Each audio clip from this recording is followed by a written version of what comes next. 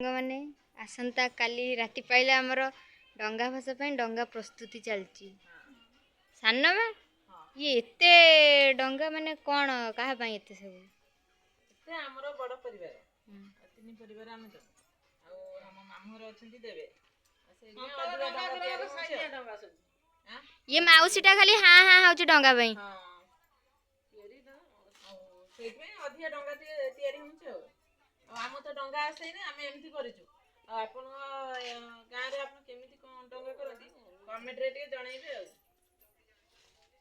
ଦଶ ଯାଉନ ଡଙ୍ଗା କରିବୁ ତୁ ବସି ଭିଡିଓ କରୁଛୁ ଫେରେ। ନାଇଁ ତାଙ୍କୁ ଡଙ୍ଗା ଆସିବନି, ମୁଁ କରିଦେବି ସେ ଦେଇଦେବେ ଆଉ।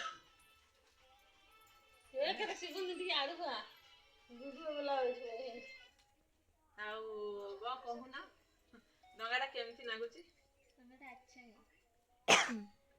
ଏବେ ତ ଡଙ୍ଗା ଆରମ୍ଭ ହେଇଛି, ତିଆରି ସରିନି।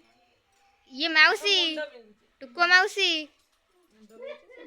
ଇଏ ଆମର ହାବା ଭାଇ ପଳେଇଲେ ହାବା ଭାଇ ଆମର।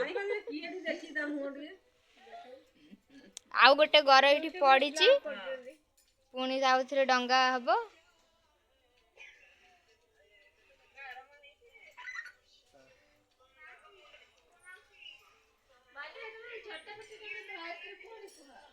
ଅଛି ତା ଭିତରେ, ସେ ଆଉ ଗୋଟେ ଡାଉନଲୋଡ କରିବାକୁ ପଡିବ।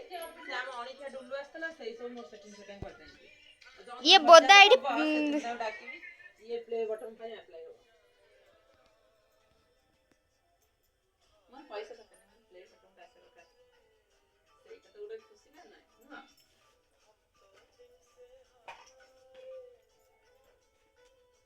ସବୁ ବାରଣ୍ଡାରେ ତୋଳି ତାଳି ଦେଇକି ପକେଇବୁ 3 କିଲୋମିଟର ଅଛି।